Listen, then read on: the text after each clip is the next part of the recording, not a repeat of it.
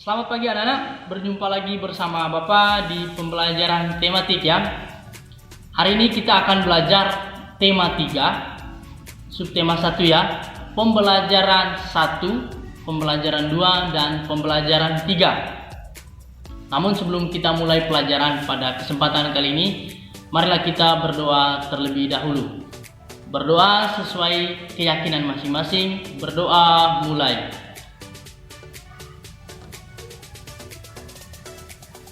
Berdoa selesai. Baik anak-anak, adapun tujuan pembelajaran kita pada kesempatan kali ini, yang pertama kalian dapat mengetahui dan menjelaskan pengertian iklan, ciri-ciri iklan, dan unsur-unsur iklan. Kemudian yang kedua, kalian dapat mengetahui berbagai jenis organ pencernaan pada hewan beserta fungsinya. Kemudian organ pencernaan beserta fungsinya pada manusia. Kemudian yang ketiga, kalian dapat mengetahui dan menjelaskan contoh lagu dan ciri-ciri tangga nada mayor dan contoh lagu dan juga ciri-ciri daripada tangga nada minor. Dan yang keempat, kalian dapat mengetahui dan menjelaskan tentang bagaimana interaksi manusia dengan lingkungan sekitar. Nah, untuk lebih jelasnya, mari kita perhatikan tayangan berikut ini. Nah, baik anak-anak, sekarang kita akan mempelajari tentang makanan sehat ya di tema 3 ini pada subtema yang pertama. Ya. Pada pembelajaran pertama pada kali ini kita akan mempelajari tentang subtema pertama, yaitu bagaimana tubuh mengelola makanan. Nah, yang pertama kita akan mempelajari tentang pengertian iklan. Iklan itu apa sih? Ya. Mari kita lihat sebelum kita mengetahui pengertian iklan, mari kita lihat contoh pada gambar berikut ini. Itu iklan layanan masyarakat ya. Di situ kita lihat ada berbagai macam jenis buah-buahan.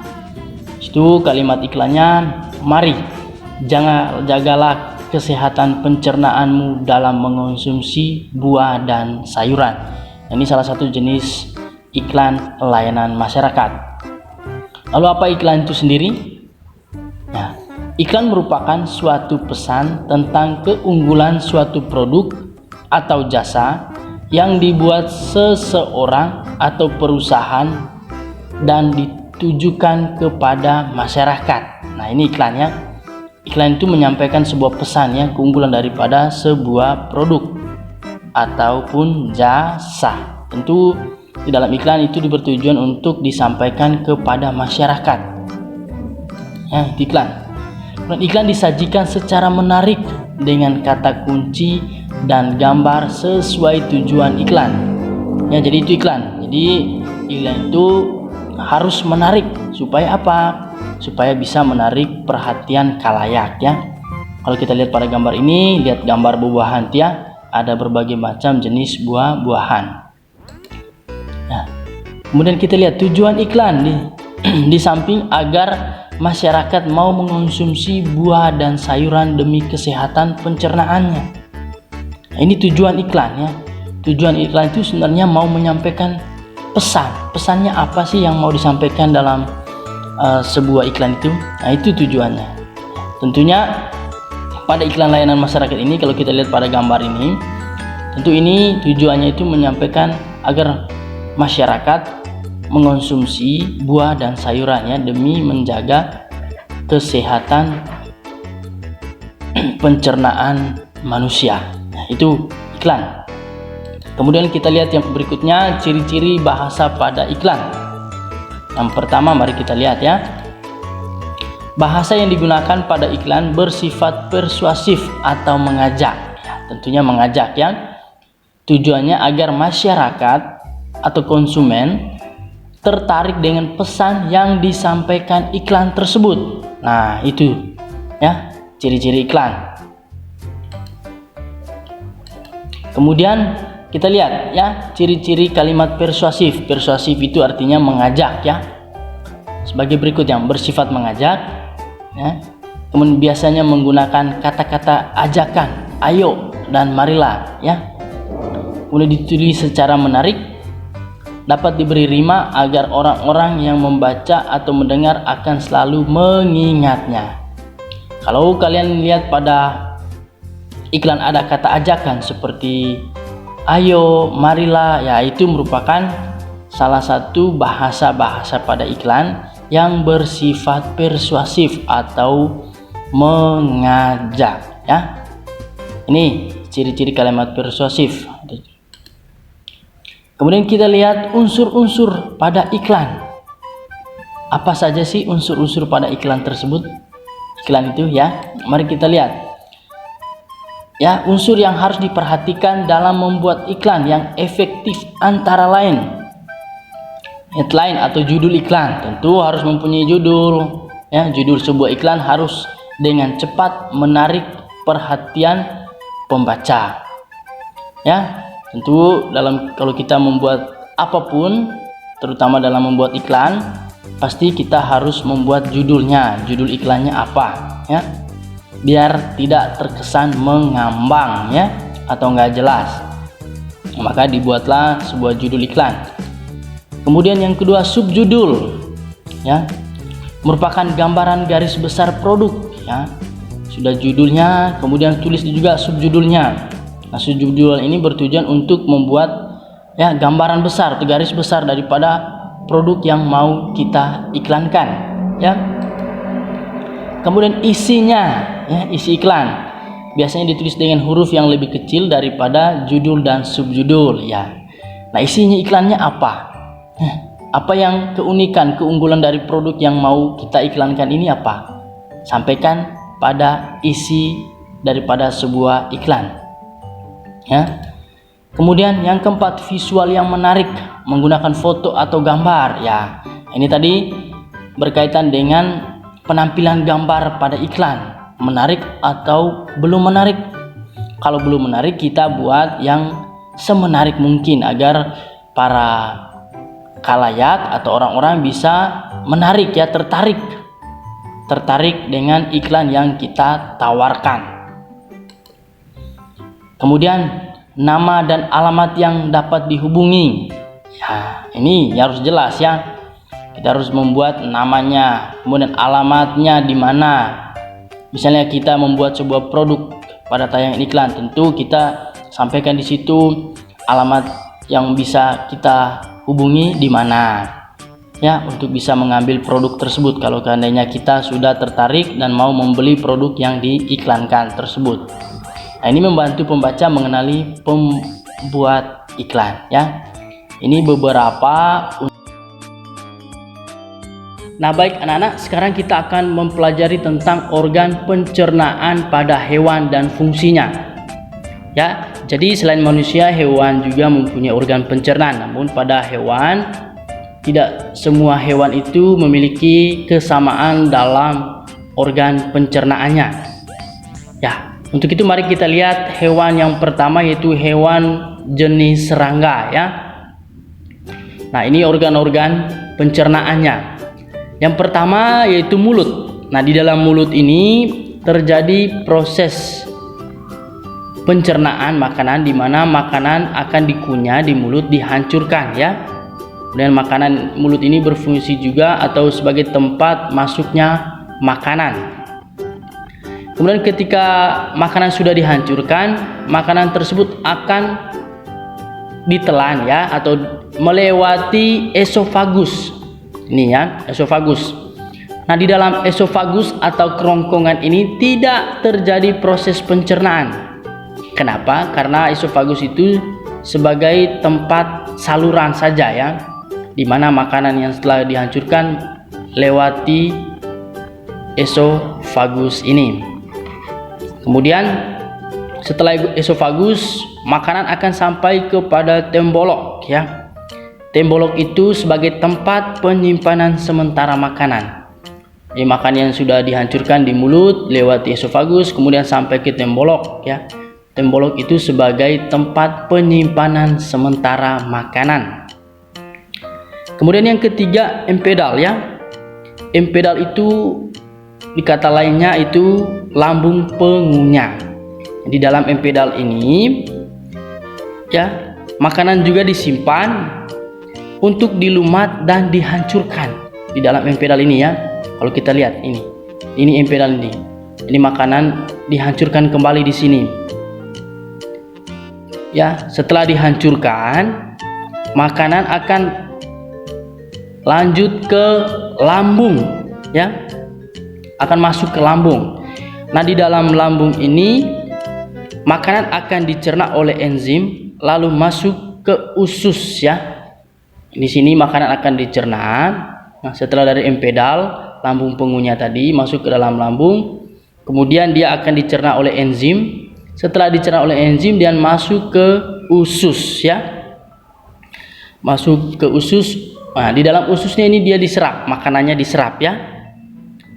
Kemudian setelah usus, nanti sisa-sisa makanan kemudian dibuang melalui anus. Nah, ini organ pencernaan hewan dan fungsinya yaitu hewan berjenis serangga. Kemudian kita lihat yang berikutnya. Ya, ini tadi ya, serangga melalui mulut, tembolok, empedal, lambung, usus dan anus. Ini organ pencernanya. Itu fungsinya sudah kita pelajari, kecuali esofagus ya. Esofagus tidak mengalami proses pencernaan. Nah, baik anak-anak, kalau sekarang kita lihat kepada hewan sapi ya, bagaimana organ-organ pencernaannya. Yang pertama tentu melalui mulut ya. Di dalam mulut terjadi proses kunyah ya. Kunyah, jadi makanan dikunyah dengan gigi dan dicampur dengan air liur di dalam mulut tersebut ya. Ini pada sapi. Kemudian setelah dikunyah, makanan yang sudah dikunyah masuk ke dalam rumen atau perut besar. Kalau kita lihat di sini ya, jadi makanan yang sudah dikunyah langsung masuk ke sini ya, langsung masuk ke sini melalui esofagus ini ya, langsung masuk ke dalam rumen atau perut besarnya sapi. Kemudian ketika istirahat, sapi beristirahat ya, makanan kembali ke mulut untuk dikunyah lagi ya. Jadi setelah dari mulut masuk melalui esofagus, kerongkongan langsung ke rumen. Jadi tidak mengalami proses pencernaan di sini di retikulum dan omasum ya. Jadi dia langsung ke dalam perut besar atau biasa disebut dengan rumen. Nah, ketika kita lihat hewan sedang beristirahat atau sapi sedang beristirahat, pasti kita sering lihat dia lagi kunyah-kunyah ya. Artinya di situ dia kembali mengunyah makanan, akan kembali ke mulut, dialihkan ke mulut lagi dan dikunyah kembali makanan tersebut. Nah, makanan yang sudah dikunyah ini oleh sapi ini masuk ke dalam retikulum atau perut jala ya. Lagi-lagi esofagus tidak mengalami proses pencernaan, dia hanya sebagai saluran atau jalan lewatnya makanan tersebut ya. Nah, setelah dikunyah kedua kali, makanan akan masuk ke dalam retikulum ya atau perut jala ya, untuk mengalami proses fermentasi atau penguraian. Jadi di dalam retikulum ini terjadi proses fermentasi atau penguraian oleh bakteri dan proses penyaringan benda-benda asing ya, itu di dalam retikulum ini.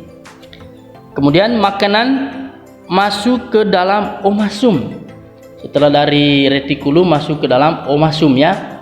Kalau kita lihat pada gambar ya, masuk ke dalam omasum ini. Nah, di dalam omasum atau perut kitab untuk dicerna dan dihaluskan dengan bantuan enzim pencernaan. Jadi di sini dihaluskan makanan yang sudah dikunyah kedua kalinya, itu dihaluskan di sini. Jadi di sini di retikulum, kemudian masuk dari retikulum ke omasum. Di sini makanan yang dimakan oleh sapi itu kembali dihaluskan ya. Itu omasum ya. Kemudian setelah itu makanan masuk ke dalam abomasum ya. Setelah dari omasum makanan yang sudah dihaluskan masuk ke dalam abomasum, ya, atau perut masam. Nah, di dalam perut masam ini makanan dicerna lagi dengan bantuan enzim pencernaan dan mematikan bakteri-bakteri jahat, ya. Bakteri-bakteri jahat di sini, ya. Dan itu di dalam abomasum. Nah, kemudian dari abomasum atau perut masam, sari-sari makanan kemudian diserap oleh usus halus, ya, oleh usus halus. Nah, ini oleh usus halus, ya, jadi tidak kembali ke lambung lagi atau rumen, jadi dia langsung ke usus halus. Nah, dari usus halus ini sisa-sisa pencernaan kemudian dibuang melalui anus, ya, itu pada organ pencernaan hewan berjenis mamalia, atau ruminansia, hewan memama biak. Organ pencernaannya mulut, kerongkongan, rumen, mulut, retikulum, omasum, abomasum, usus halus, dan anus, ya. Ini kemudian anak-anak, ini ya, kita perhatikan organ-organ pencernaan pada hewan berikut ini. Ikan, mulut, kerongkongan, lambung, usus, anus, ya. Kemudian yang katak dan reptil, ya, mulut, kerongkongan, lambung, usus halus, usus besar, kloaka atau tempat pembuangan sisa-sisa pencernaan. Kemudian pada burung, mulut, kerongkongan, tembolok, lambung, empedal, usus, dan kloaka. Kloaka itu tempat pembuangan sisa pencernaan. Kemudian pada hewan mamalia, mulut, kerongkongan, lambung, usus halus, usus besar, dan anus, ya. Dan anus di sini ini berkaitan dengan organ-organ pencernaan pada hewan. Serangga, mamalia atau ruminansia tadi, ya, memama biak, ikan, katak atau reptil, burung, dan mamalia jenis hewan lainnya. Kemudian yang berikut kita akan mempelajari organ pencernaan pada manusia, ya. Kalau kita lihat organ pencernaan pada manusia, yang pertama kita lihat, ini kita lihat, ya, mulut, ya.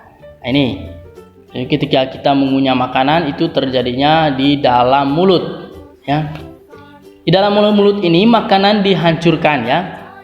Makanan dihancurkan di dalam mulut menggunakan gigi dengan dibantu air liur. Jadi mulut ini sebagai tempat makanan dihancurkan dengan bantuan gigi dan air liur. Kemudian masuk ke kerongkongan, ya.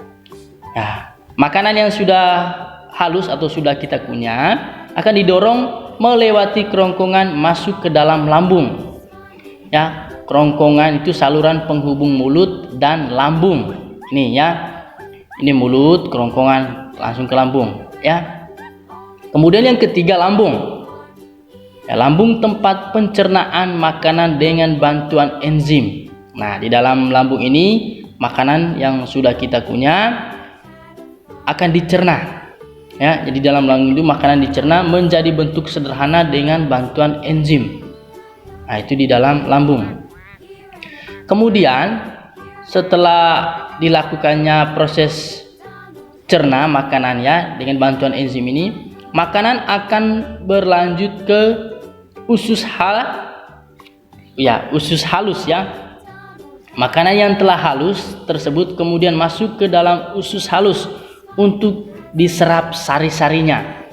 Nah, kalau kita lihat pada gambar ini usus halus, ya. Jadi dari lambung masuk ke usus halus. Nah, di sini terjadi proses penyerapan sari-sari makanan, yaitu di dalam usus halus. Kemudian setelah usus halus, kita lihat yang kelimanya itu usus besar. Nah, di dalam usus besar ini tempat penyerapan air, sisa penyerapan usus halus dan membuang zat-zat sisanya.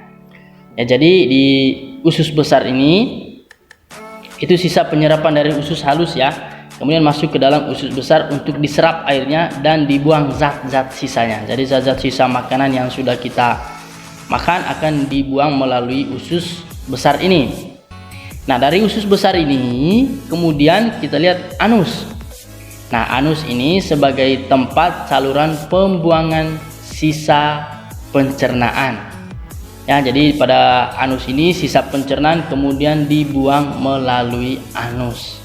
Ya, ini organ pencernaan pada manusia dan fungsinya. Nah, baik anak-anak, sekarang kita akan mempelajari tentang jenis-jenis lagu ya, atau contoh lagu yang bertangga nada mayor dan bertangga nada minor. Ya, mari kita lihat lagu yang bertangga nada mayor. Ya, tentu pada beberapa pelajaran sebelumnya kalian sudah mempelajari ciri-ciri lagu yang bertangga nada atau bernada mayor ya. Nah, ini salah satu contoh lagu yang bertangga nada mayor. Nah, ini Maju Tak Gentar ya, diciptakan oleh Simanjuntak. Ya, ini Maju Tak Gentar. Ini salah satu contohnya ya. Lagu bertangga nada mayor itu dinyanyikan dengan bersemangat atau riang gembira. Jadi dia pada dasarnya lagu bertangga nada mayor ini bersifat semangat, riang. Temponya juga agak cepat ya. Ada yang cepat, ada yang agak cepat. Biasanya diawali atau diakhiri dengan nada do. Ya, ini ya. Do sama dengan bass. Nah, ini 4/4 ya. Ini tangga nada mayor ya pada lagu Maju Tak Gentar.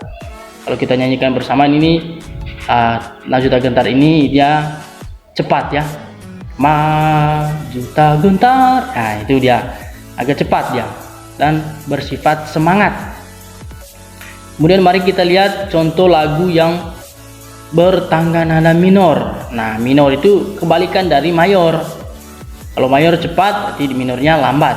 Ya, itu lagu syukur. Ya, ini lagu syukur ya. Ya, lagu bertangga nada minor itu syukur.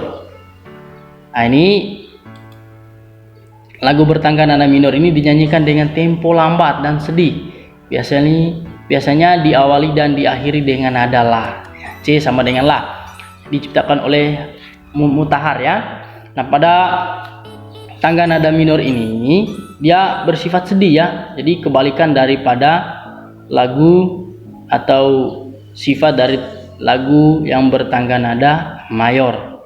Ya, ini beberapa contoh, salah satu contoh lagu yang bertangga nada atau bernada minor dan bernada mayor ya.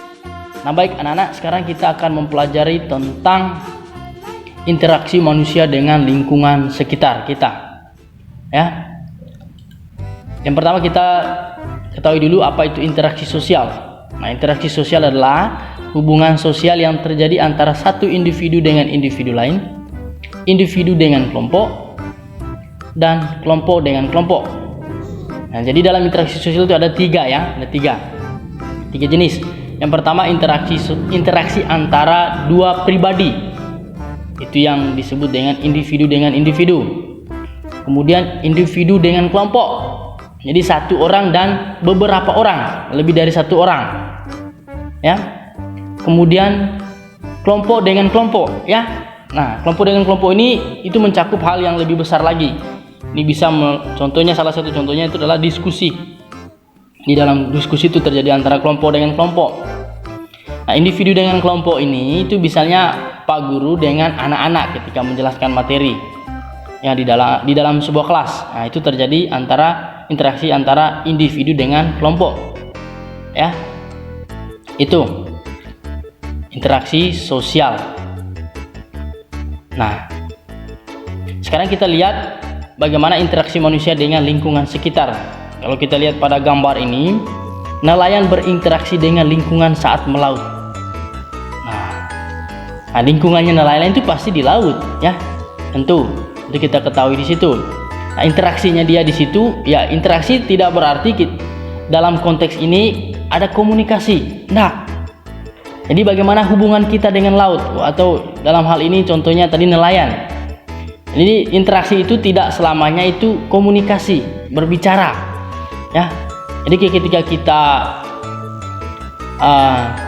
nelayan, salah satu contoh di sini adalah nelayan itu berinteraksi dengan lingkungan saat melaut. Nah, jadi di sini terjadi antara interaksi atau hubungan sang nelayan dengan laut, di mana dia menangkap ikan-ikannya di laut. Nah, jadi perlu kalian ingat bahwa interaksi itu tidak selamanya adalah komunikasi, berbicara, ya, saling bicara antara satu dengan lain. Itu tidak selamanya seperti itu interaksi sosial itu.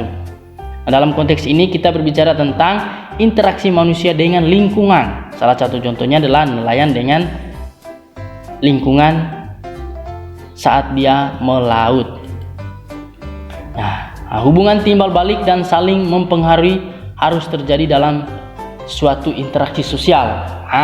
Ini ya, jadi dalam interaksi itu harus ada hubungan timbal balik, misalnya dalam konteks interaksi komunikasi antara satu dengan yang lain, misalnya individu dengan individu. Jadi ketika misalnya saya berbicara, pihak yang mendengarkan itu nanti akan terjadi proses respon di situ, ya. Artinya dia mendengarkan, kemudian dia merespon apa yang disampaikan. Nah, di situ ada terjadi hubungan timbal balik, ya, itu dalam interaksi sosial. Nah, kemudian interaksi yang terjadi antara manusia dan lingkungan di sekitar kita disebut interaksi dengan lingkungan hidup, ya, itu interaksi sosial. Ya. Kemudian keragaman di lingkungan sekitar kita, ya. Ini kalau kita pelajari, manusia merupakan makhluk sosial yang saling berinteraksi. Kemudian dalam interaksi terdapat hubungan timbal balik. Nah, dalam konteks lingkungan, ya, misalnya di sini kalau kita lihat pada gambar, ini ada beberapa orang yang sedang membersihkan lingkungan. Ya, di sini kita berinteraksi dengan lingkungan, misalnya dengan halaman ini ada yang menyapu. Nah, hubungannya apa? Keuntungan yang kita peroleh apa? Tanaman atau halaman menjadi bersih dan kita bisa hidup nyaman, kita bisa bernafas dengan lega, ya, ketika kita sudah membersihkan halaman sesuai pada gambar berikut ini, ya. Jadi itu. Jadi ketika kita melakukan interaksi antara kita dengan lingkungan, jadi ada hubungan timbal balik di situ. Di mana pada gambar ini kita bisa merasa nyaman, kemudian halaman ini itu terlihat indah. Artinya dia bisa menyediakan kenyamanan, kesejukan di bawah pohon-pohon besar ini, ya. Itu hubungan antara interaksi manusia dengan lingkungan sekitar, ya. Dan masih banyak lagi contoh-contoh interaksi antara manusia dan lingkungan sekitar.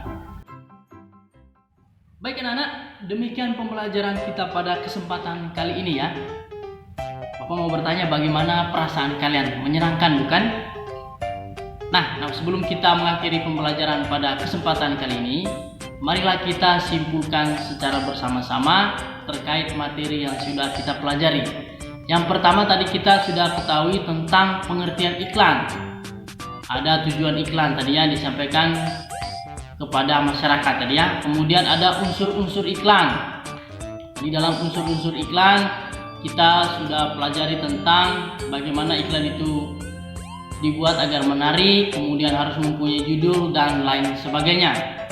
Kemudian berkaitan dengan organ pencernaan pada hewan dan fungsinya. Tadi kita sudah pelajari tentang organ pencernaan pada hewan serangga, ikan, mamalia, reptil, dan burung. Nah, kita sudah pelajari secara bersama-sama tadi, ya. Nanti anak-anak silakan pelajari lebih dalam lagi. Kemudian organ pencernaan pada manusia. Tadi ada mulut, kerongkongan, lambung, usus halus, usus besar, dan anus. Ya, tadi kita sudah pelajari. Silakan anak-anak pelajari lebih dalam lagi. Kemudian yang berikutnya itu berkaitan dengan contoh lagu, ya, dari tangga nada mayor dan tangga nada minor. Tadi pada tangga nada mayor itu sifatnya semangat atau riang gembira, sedangkan minor kebalikan dari mayor yaitu bersifat sedih. Ya, jadi lagu-lagu yang bersifat sedih itu merupakan menggunakan tangga nada minor. Sebaliknya lagu-lagu yang bersifat semangat, riang gembira itu menggunakan nada mayor. Kemudian yang berikutnya berkaitan dengan interaksi antara manusia dengan lingkungan. Ya, dimana salah satu contohnya tadi adalah kerja bakti. Ya, di dalam kerja bakti itu terjadi interaksi antara manusia dengan lingkungan sekitar. Nah, demikian pembelajaran pada kesempatan kali ini. Semoga pembelajaran pada kali ini dapat bermanfaat untuk kalian. Terima kasih. Dadah.